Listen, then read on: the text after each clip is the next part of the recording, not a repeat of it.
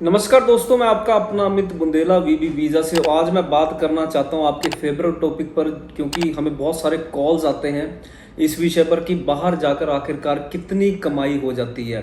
इस वीडियो में यही बात करेंगे और साथ में बात करेंगे कि उस कमाई के लिए आपको क्या क्या तकलीफ़ों का सामना करना पड़ता है, क्या बाहर जाना फ़ायदेमंद है या नहीं है।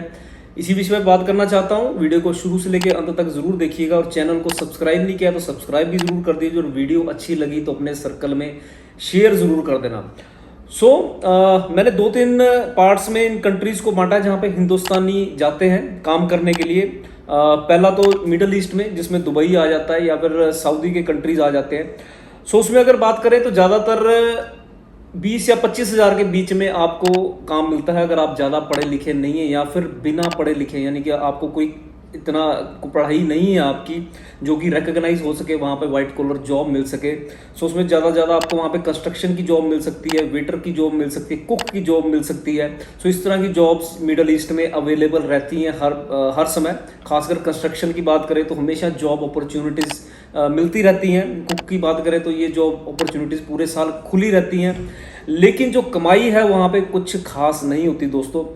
20 या 25 हज़ार रुपये महीने का आप कमा सकते हैं। और मैं कहूँगा कि अगर आप कंस्ट्रक्शन का काम आपको आता है या कुक वगैरह का काम आपको आता है तो आप हिंदुस्तान में रहकर भी ये काम कर सकते हो। और मेरे को लगता है कि हिंदुस्तान में इससे ज़्यादा कमाई कर सकते हैं अगर मेहनत कर सकते हो। लेकिन अगर आपको लगता है कि हिंदुस्तान में वो बात हमारी नहीं बन रही, दिहाड़ियाँ रोज़ नहीं मिलती या फिर कुकिंग में उतना पैसा नहीं बन पाता, तो डेफिनेटली आप इसको एक ऑप्शन ले सकते हैं और दुबई और सऊदी जैसे कंट्रीज़ में आप जा सकते हैं। लेकिन वहाँ पे वर्किंग कंडीशन थोड़ी डिफ़िकल्ट होती है क्योंकि गर्मी पूरे साल रहती है। वो चीज़ आपको ध्यान में रखनी है। हालांकि छुट्टियां भी मिलती हैं आपको, रहने खाने पीने का इंतज़ाम भी कंपनी की तरफ से किया जाता है, लेकिन फिर भी मैं कहूँगा कि वर्किंग कंडीशन थोड़ी मुश्किल होती है।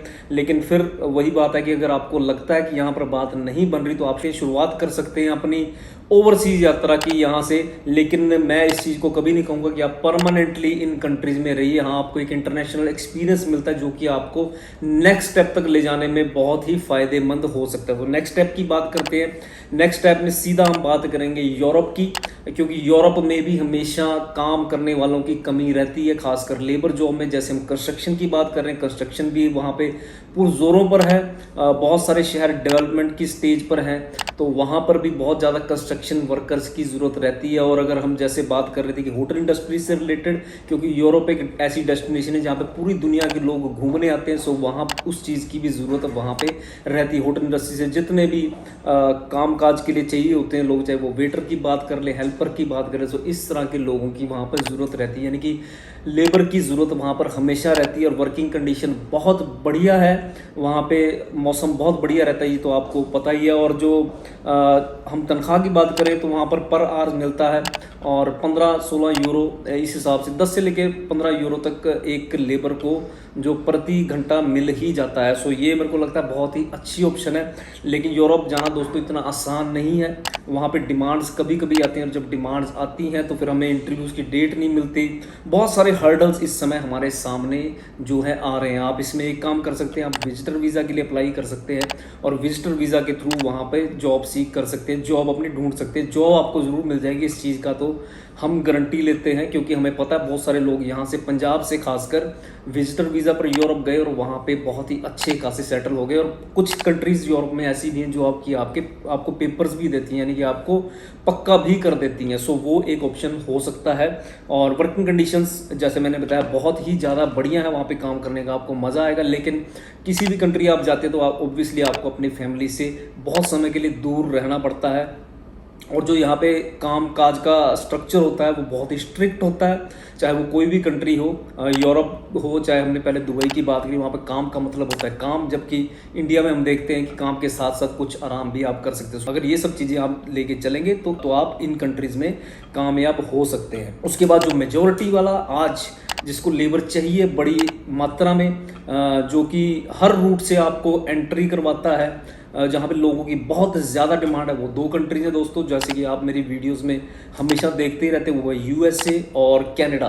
बहुत बड़ी कंट्रीज हैं, इंडिया से साइज में 3-3 गुना है, लेकिन उतनी पॉपुलेशन नहीं है। अगर कनाडा की पॉपुलेशन की बात करें तो महज 4 करोड़ है, इंडिया से 3 गुना बड़ा है। वहीं पर अमेरिका की बात करें, वो भी इंडिया से 3-4 गुना बड़ा है और उसकी पॉपुलेशन 33 करोड़ के लगभग है, जो कि उस हिसाब से बहुत कम है। कनाडा में जहाँ पे लोग रहते हैं वो एरिया कम है, लेकिन यूएसए की हम बात करें तो पूरे यूएसए में लोग फैले हुए हैं, बहुत सारे स्टेट्स हैं वहाँ पर। सो इसलिए हमेशा काम काज वाले लोगों की वहाँ पर कमी रहती है। सो वहाँ यहाँ पर जाके भी आप अपना फ्यूचर बना सकते हैं। लेकिन फिर वही बात करूँगा कि वर्क वीज़ा की बात करें तो वर्क वीज़ा में जो है वहाँ से जो डिमांड क्रिएट होती है कनाडा से खासकर हम बात करें तो उसके बहुत ही हैवी चार्ज एम्प्लॉयर की तरफ से लिए जाते हैं, क्योंकि उनको पता है कि इंडिया में जो लोग बैठे हैं वो पैसा ज़रूर देंगे, और जब डिमांड क्रिएट होती है तो ऑब्वियसली आपको जॉब भी मिलती है। तो डिमांड हर सेक्टर में यहाँ पे क्रिएट है। जो हम कंस्ट्रक्शन या इस चीज़ की बात कर रहे थे, उसके अलावा भी क्योंकि बहुत बड़े बड़े मुल्क हैं तो उसके मेंटेनेंस के लिए लोग चाहिए। सो बहुत सारे डिमांड्स यहाँ पर रहती हैं। सो लेबर की अगर बात करें तो यहाँ पर भी आप अपना लक आजमा सकते हैं।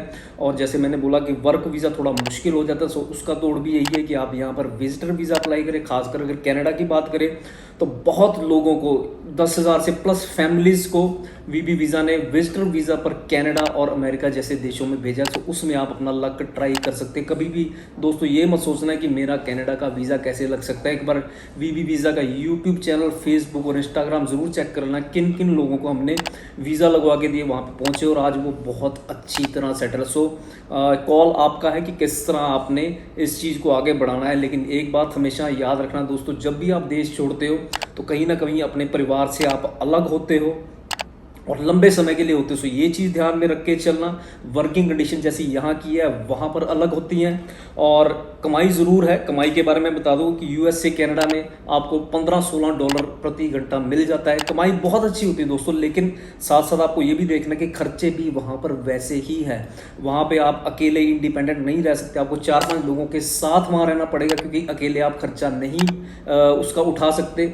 वहाँ पर राशन महंगा है, हर चीज़ डेली की हर नीड की चीज़ भी उस हिसाब से महंगी। अगर पैसा मिल रहा है तो महंगाई भी है। लेकिन ये बात भी सच है कि अगर आपको फुल टाइम जॉब वहाँ पर मिलती है तो बहुत ही अच्छा अमाउंट आप सेव करके इंडिया भेज सकते हो।